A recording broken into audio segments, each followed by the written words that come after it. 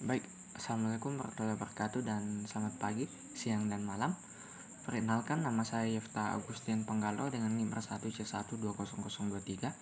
Baik, di sini saya akan menjelaskan materi mengenai gunung api. Langsung saja kita masuk ke materinya. Seperti yang kita ketahui bersama bahwa gunung api ini seringkali terjadi letusan. Di sini materinya yang pertama bahwa gunung meletus ini merupakan salah satu peristiwa yang terjadi akibat endapan magma yang ada di dalam perut bumi ini kemudian didorong ke atas permukaan oleh gas dengan tekanan yang sangat tinggi. Magma ini adalah cairan pijar yang terdapat dalam lapisan perut bumi yang suhunya itu sangat tinggi, yakni sekitar lebih dari 1000 derajat Celcius. Kemudian tidak semua ini gunung api terjadi letusan. Gunung berapi yang sering meletus itu sering kita sebut sebagai gunung api aktif. Selanjutnya beberapa tipe gunung api. Di sini ada beberapa tipe gunung api. Ini berdasarkan proses pembentukannya. Yang pertama gunung berapi kerucut, yang kedua gunung berapi perisai, dan ketiga gunung berapi mar. Kemudian klasifikasi gunung berapi di Indonesia. Di sini kalangan vulkanologi di Indonesia mengelompokkan gunung berapi ke dalam 3 tipe berdasarkan catatan sejarah letusannya atau erupsinya. Yang pertama untuk tipe A, catatan pernah mengalami erupsi magmatik sekurang-kurangnya 1 kali sesudah 1600 tahun. Di sini tahun ya. Kemudian gunung api tipe B ini dikelompokkan dalam sesudah tahun 1600 tahun belum tercatat lagi mengadakan terjadi erupsi magmatik, namun masih terlihat gejala kegiatan vulkaniknya seperti kegiatan solfatara. Kemudian gunung api tipe C, sejarah erupsinya ini tidak diketahui dalam catatan manusia, namun masih terdapat tanda-tanda kegiatan masa lampau berupa kegiatan lapangan solfatara atau vulmora pada tingkat lemah. Kemudian penyebab terjadinya gunung berapi atau penyebab letusnya ya. Hampir semua kegiatan gunung api berkaitan dengan zona kegempaan aktif sebab berhubungan dengan batas lempeng. Pada batas lempeng inilah terjadi perubahan tekanan dan suhu yang sangat tinggi sehingga mampu melelehkan material sekitarnya yang merupakan cairan pijar atau magma. Saat magma mendekati permukaan, kandungan gas di dalamnya terlepas. Gas dan magma ini bersama-sama meledak dan membentuk lubang yang disebut lubang utama atau central vent. Sebagian besar magma yang keluar magma dan material vulkanik lainnya kemudian menyembur keluar melalui lubang ini. Setelah semburan berhenti, kawah atau senter yang menyerupai cengkuk biasanya terbentuk pada bagian puncak gunung berapi. Langsung saja di materi selanjutnya, yaitu ciri-ciri gunung berapi yang akan meletus. Yang pertama itu gunung berapi yang akan meletus ini dapat diketahui melalui beberapa tanda antara lain. 1. Suhu di sekitar gunung ini meningkat atau naik. Yang kedua, mata air menjadi kering. Yang ketiga, mengeluarkan suara gemuruh, kadang-kadang disertai getaran atau gempa. Tumbuhan di sekitarnya layu. Kemudian yang ketiga, binatang di sekitar gunung api ini bermigrasi atau pindah. Hasil letusan gunung api. Untuk hasil letusan gunung api, yang pertama ini gas atau abu vulkanik. Kemudian yang kedua lava. Lava ini merupakan magma yang sudah berada di atas permukaan. Kemudian yang ketiga aliran pasir serta batu panas. Ini adalah salah satu material yang keluar dari gunung api. Yang ketiga lahar. Yang keempat itu hujan abu. Kemudian yang kelima itu awan panas. Lanjut, persiapan menghadapi letusan gunung api. Seperti yang kita di sini ada beberapa persiapan yang dapat kita lakukan untuk menghadapi letusan gunung api. Yang pertama itu mengenali daerah setempat dalam menentukan tempat yang aman untuk mengungsi. Yang ketiga itu membuat perencanaan penanganan bencana. Yang ketiga mempersiapkan pengungsian jika diperlukan.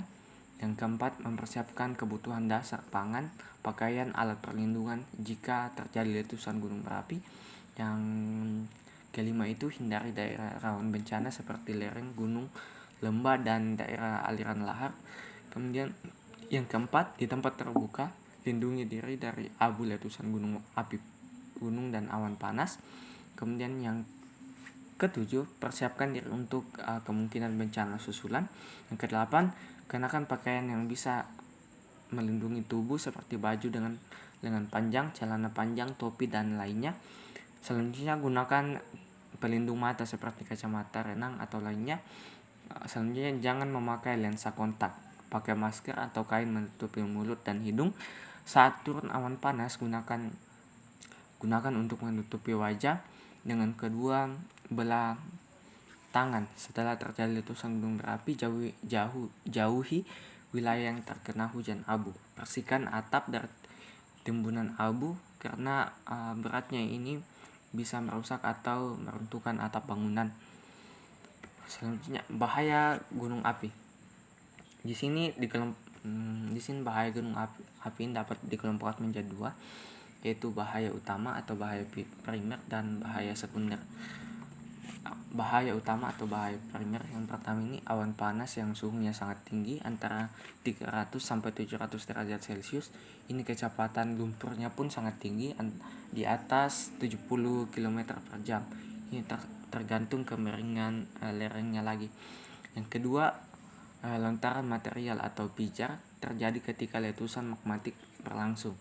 Ketiga, hujan abu lebat terjadi ketika letusan gunung api sedang berlangsung karena ukuran yang sangat halus. Material ini akan sangat berbahaya bagi pernafasan dan mata. Keempat, lava merupakan magma yang mencapai permukaan, sifatnya liquid atau cairan kental yang bersuhu tinggi antara 700 sampai 1200 derajat Celcius.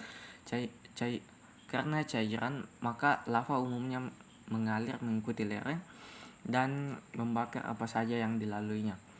Gas muncul yang tidak didahului oleh letusan gunung api, sebab gas ini dapat keluar melalui rongga-rongga ataupun rekahan-rekahan yang terdapat di daerah gunung api. Kemudian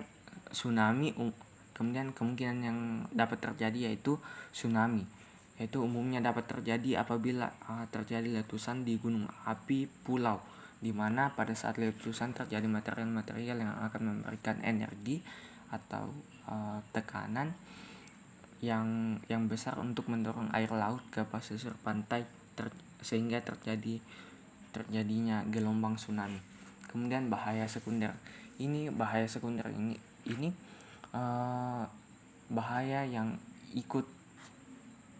Bahaya ikutan letusan gunung api. Ini adalah bahaya yang terjadi setelah proses letusan gunung berlangsung. Bila suatu gunung api meletus, akan terjadi penumpukan material dalam berbagai ukuran di puncak dan di bagian atas. Pada saat musim hujan tiba, sebagian material tersebut akan terbawa oleh air hujan dan tercipta adonan lumpur turun ke lembah sebagai banjir. Bebatuan banjir tersebut disebut sebagai lahar. Kemudian upaya penanggulangan letusan api oleh pemerintah. Yang pertama, ini untuk pemantauan aktivitas gunung api dipantau selama 24 jam menggunakan alat pencatat gempa atau seismograf.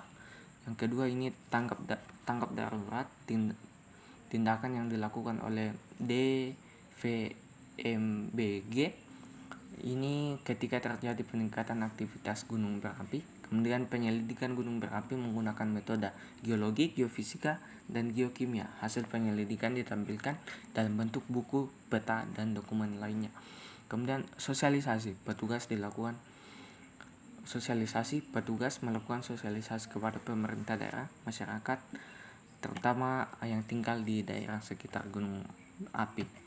Kemudian keuntungan adanya gunung api, di samping dampak negatifnya, di sini juga gunung api juga memiliki beberapa dampak positif. Yang pertama ini, ketika gunung api meletus akan mengeluarkan abu vulkanik yang sangat kaya akan unsur hara, sehingga tanah di sekitar pegunungan ini menjadi lebih subur daripada tempat lain. Pertanian bisa menjadi mata pencarian yang dapat mensejahterakan masyarakat sekitar gunung api. Kemudian bahan bangunan yang berupa pasir, batu kerikil dan material lainnya banyak dihasilkan ketika terjadi letusan gunung api.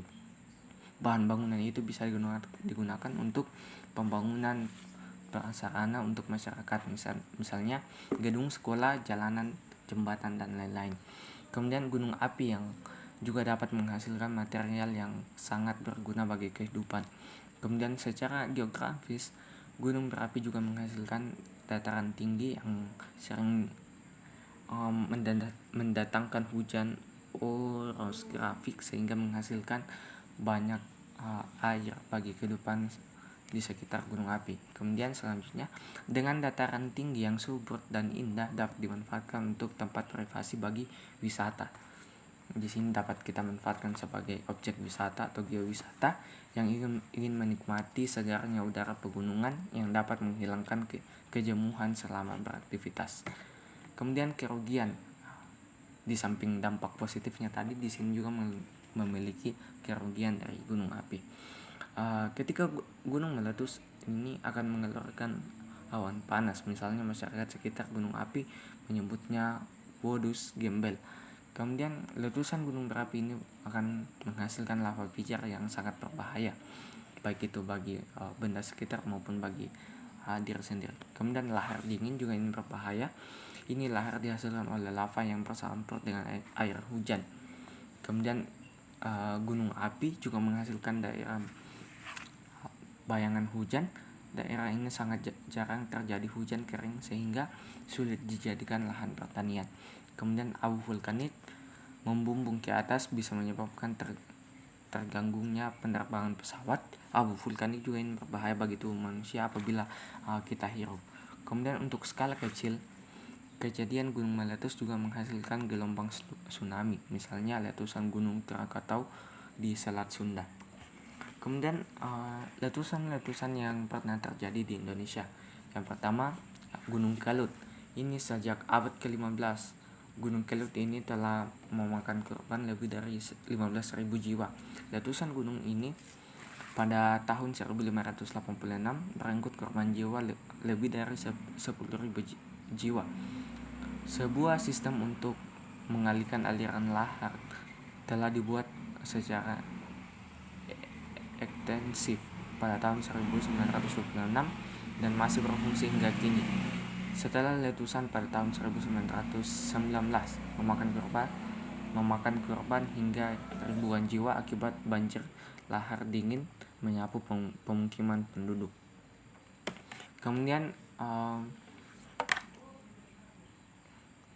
letusan kecil terjadi tiap 2-3 tahun dan lebih besar sekitar 10-15 tahun sekali.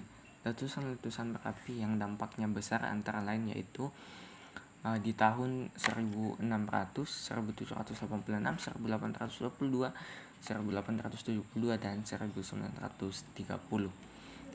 Kemudian gunung selanjutnya yang telah mengalami letusan, yang pertama yaitu Gunung Galunggung.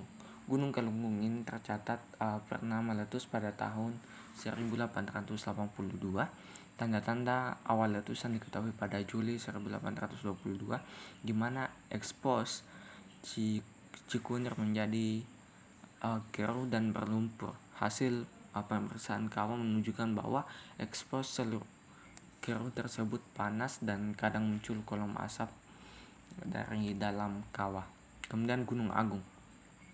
Gunung Agung ini terakhir meletus pada tahun 1963 sampai 1964 dan masih aktif dengan sebuah kawah besar dan sangat dalam dan kadang-kadang mengeluarkan asap dan abu.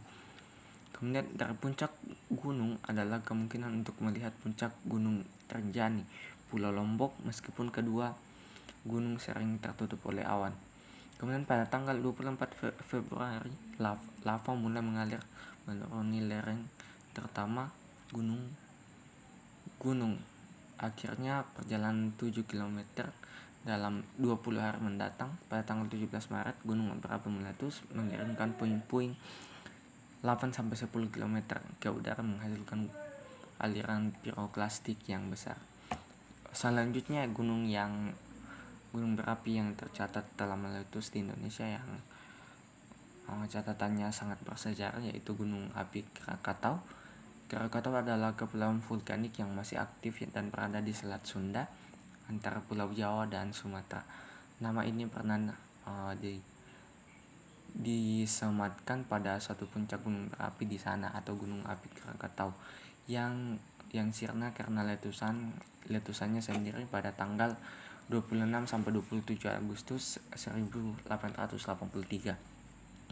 Letusan itu sangat dahsyat, awan panas dan wave atau gelombang yang menewaskan sekitar 36.000 jiwa sampai sebelum tanggal 26 Desember 2004. Wave ini atau gelombang yang dahsyat di kawasan Samudra Hindia, letusan itu terdengar sampai di Alice Springs atau State dan Pulau Rawdings dekat Afrika, 4.653 km. Daya ledaknya diperkirakan mencapai 30.000 km. Bom Corpels yang meledak di Hiroshima dan metropolis di akhir Perang Dunia II. Ledakan Krakatau ini disebabkan adanya ini Seven area masih kalah dibandingkan dengan letusan Gunung Toba dan Gunung Tambora di Indonesia, Gunung Tampo di Selandia Baru, dan Gunung Katmai di Alaska. Namun gunung-gunung tersebut meletus jauh di masa populasi manusia masih sangat sedikit. Sementara ketika Gunung Krakatau meletus, populasi manusia sudah cukup padat, sains dan teknologi telah berkembang, sudah diketemukan, dan kabel bawah laut sudah dipasang.